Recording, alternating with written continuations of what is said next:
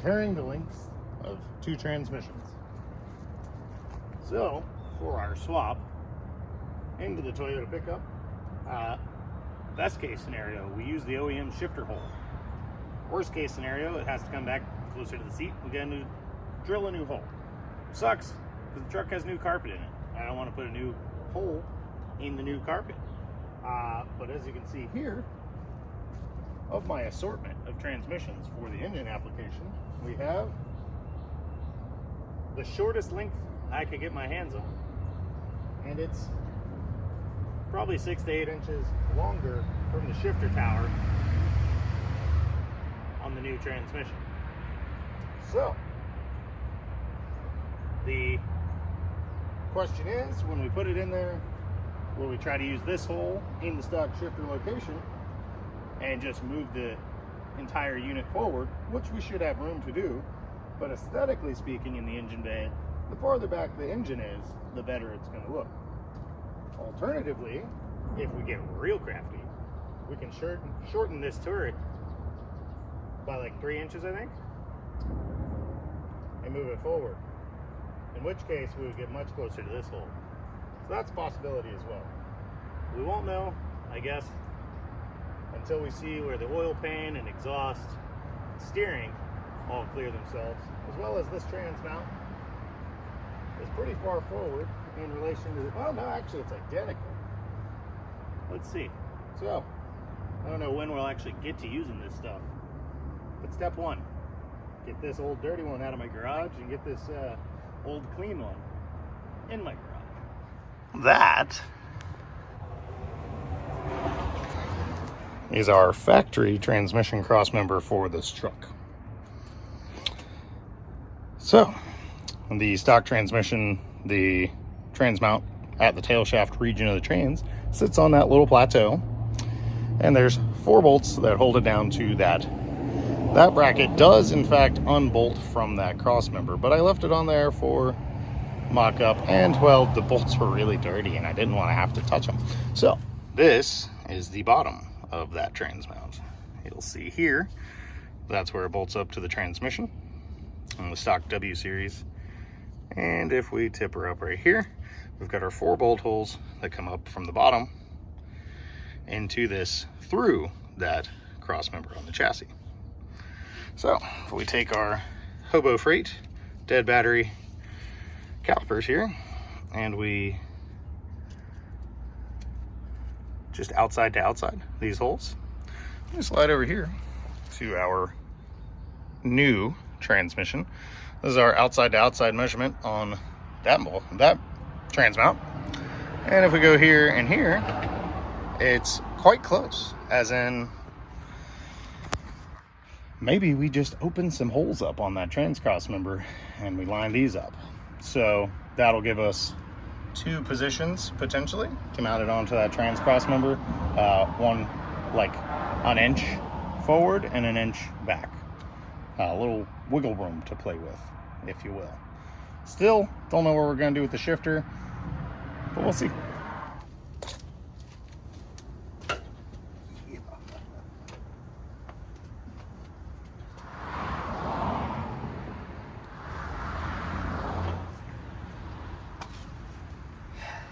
Things that did not go to plan. There's still plenty of transmission fluid in that transmission. Maybe not now. A lot of it's on the ground and on my shoes, my hands. Also, they're really heavy when you're reaching like this. So, I'm gonna grab a jack. This was something supposed to be real quick and clean before I did some yard work this morning. But here we are. Filthy. Anyway, so the transmissione, it's sitting in there on that crossmember. 2 things. The shifter turret is bottomed out into the bottom of the floor, kind of wedging it in there. So if I want to use the stock shifter hole, I'm going to need to pull the turret off before I can keep playing with fitment issues.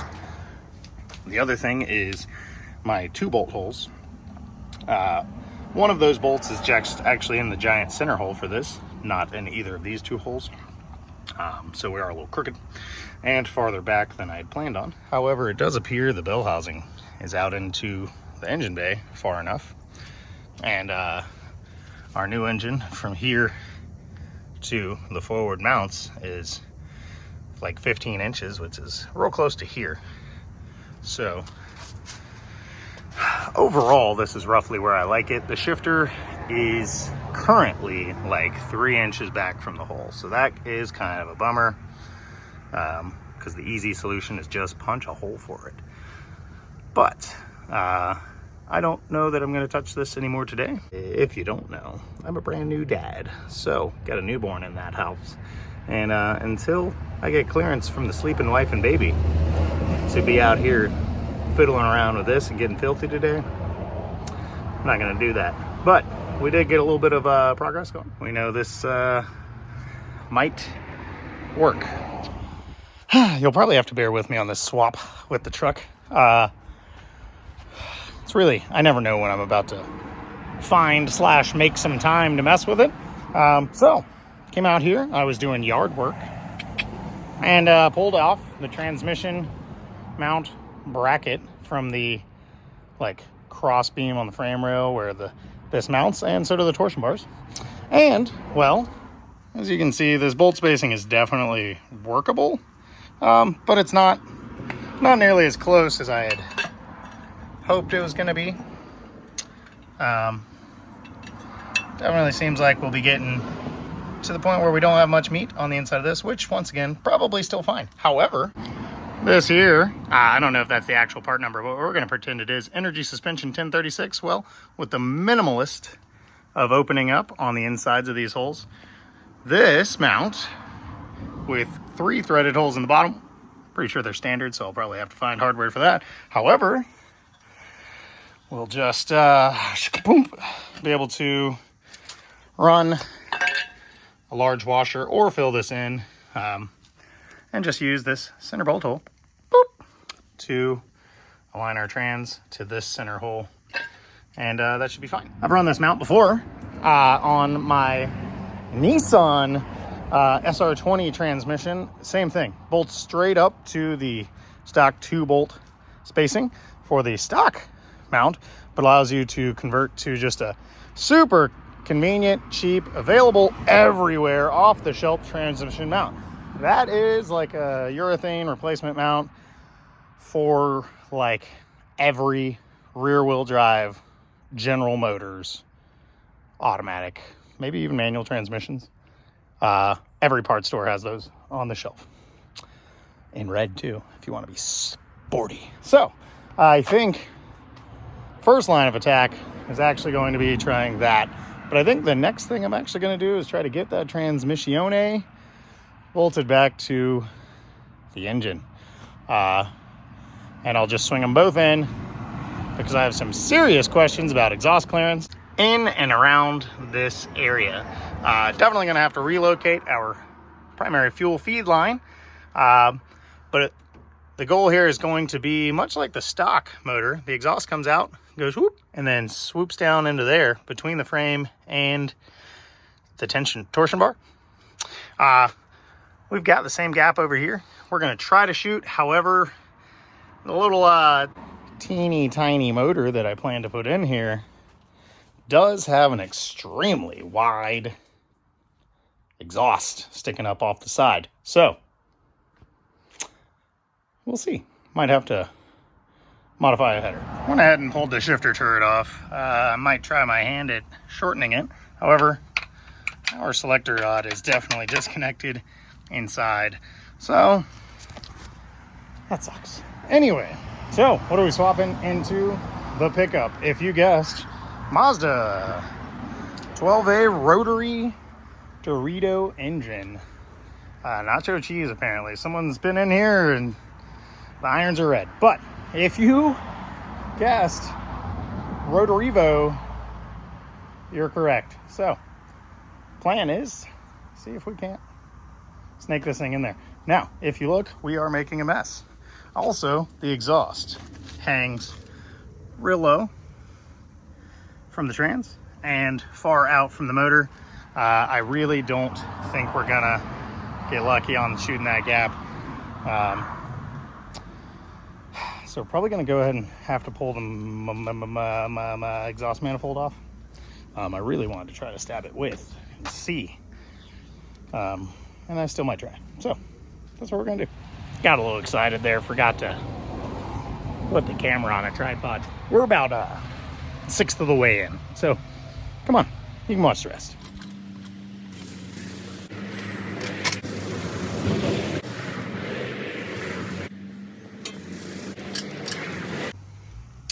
Oil line to frame rail, a little tight.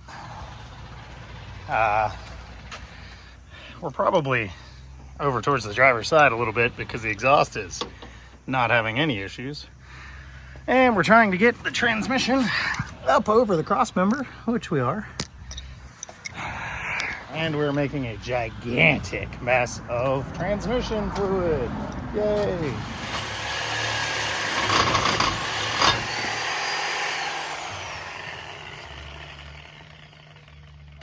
That's kind of heavy.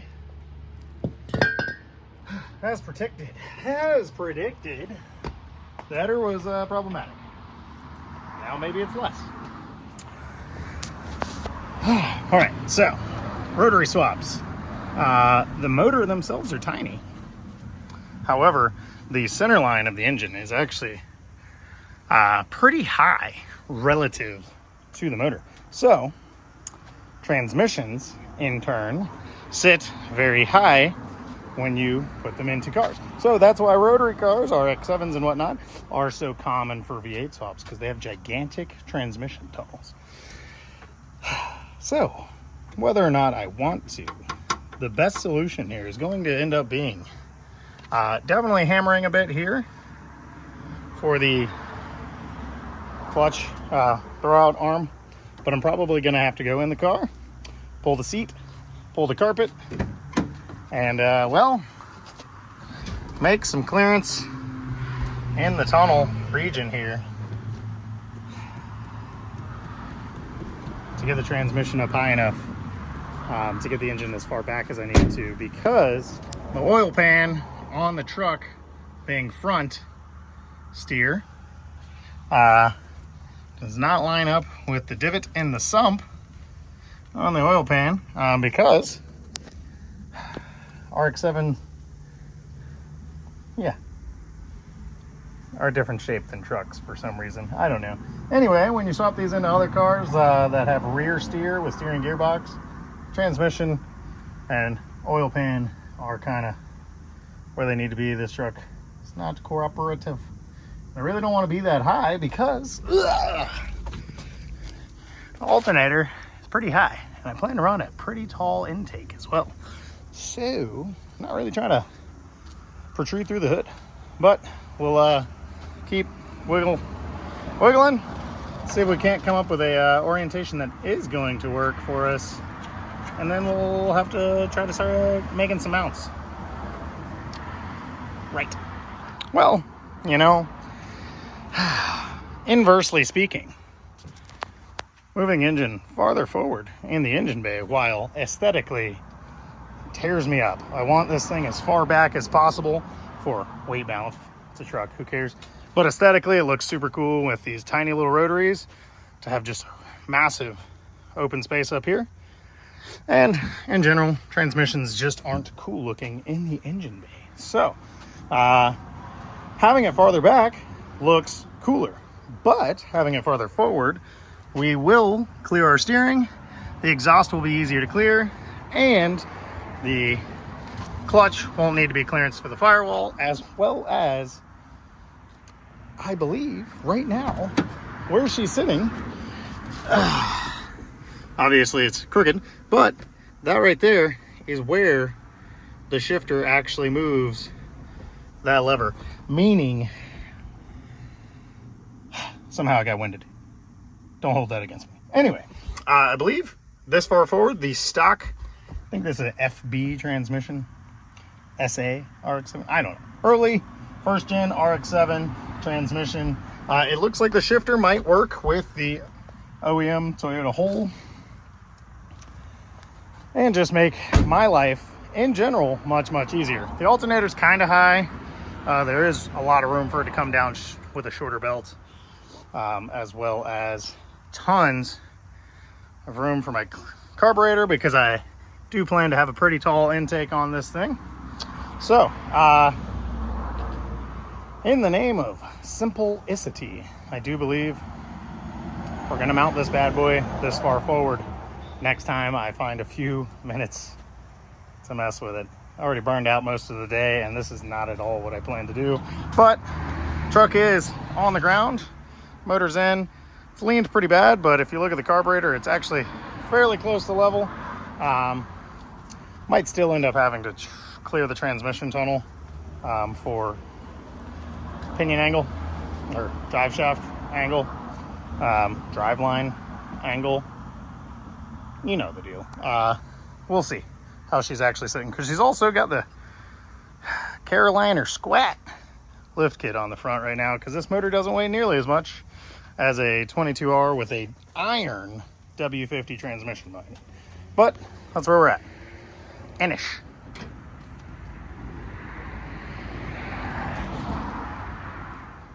Okay, pretty much our firewall center line, the center rib on the trans, pretty much in line.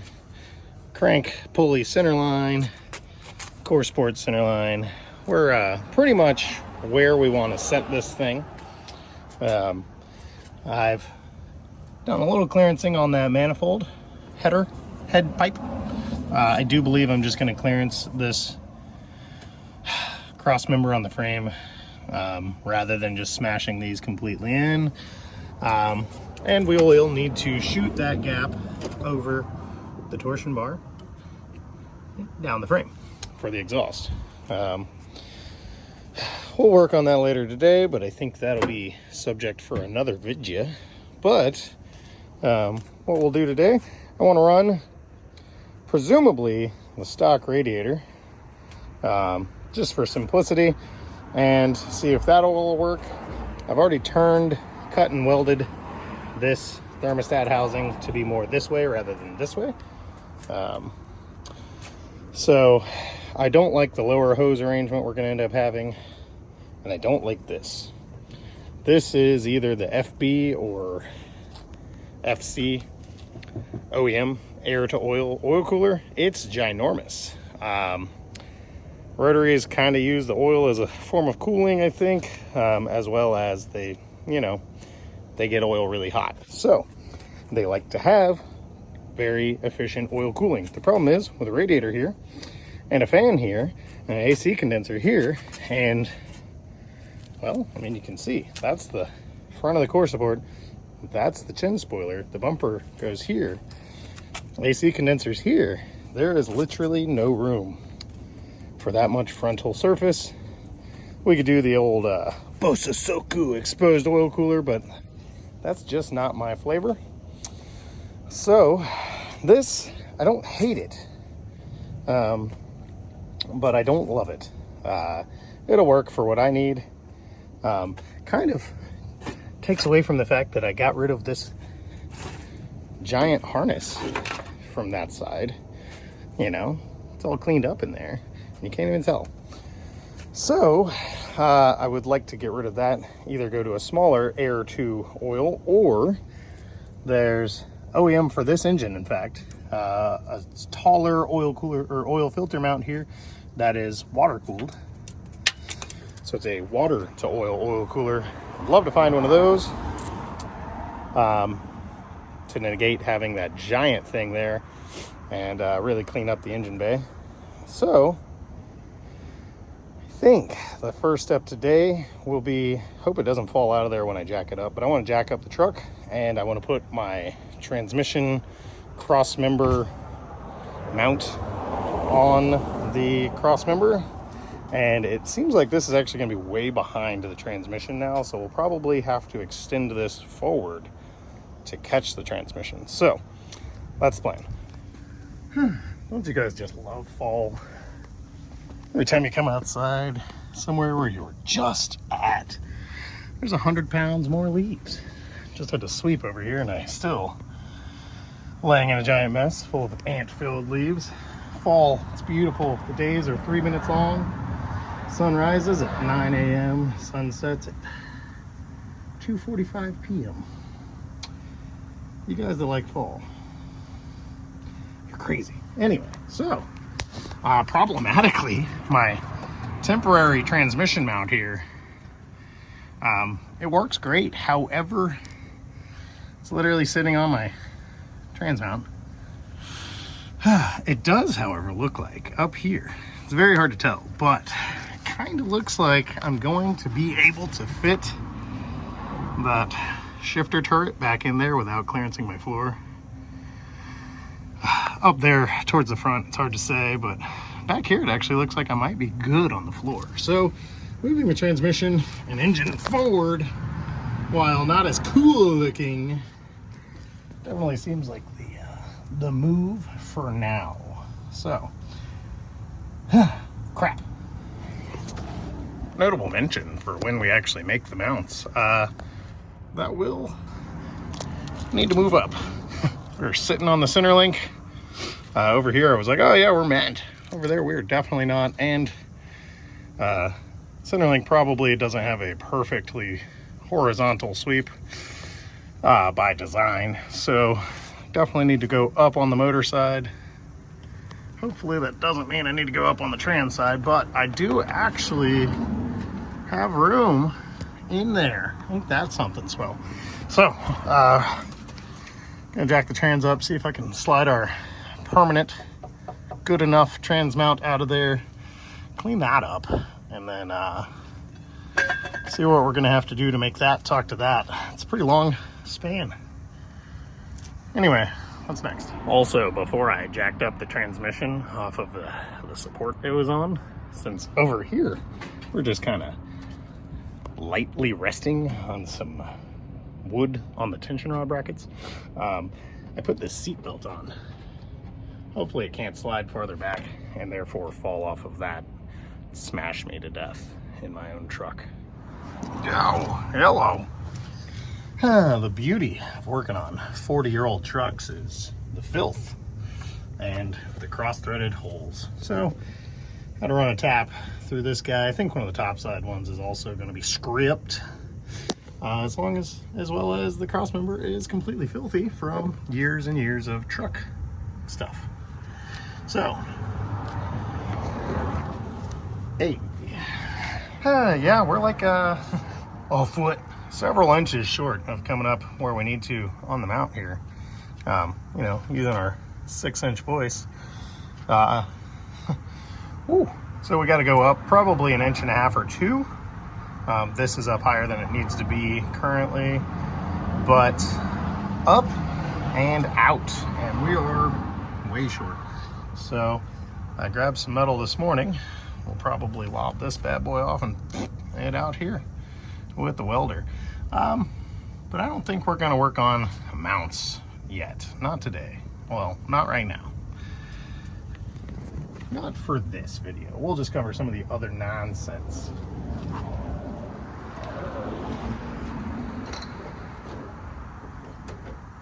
The interest of simplicity, although replaceability is not that great, because these 79 to probably 83 radiators actually have the lower heater hose attached to the lower neck, and these radiators don't seem to be that common. However, for the simplicity of mounting and the simplicity of what I've already got it, I planned to retain the OEM radiator. This upper hose, what's bolted in for our upper hose, this is a stock one for this truck to the 22R, and well,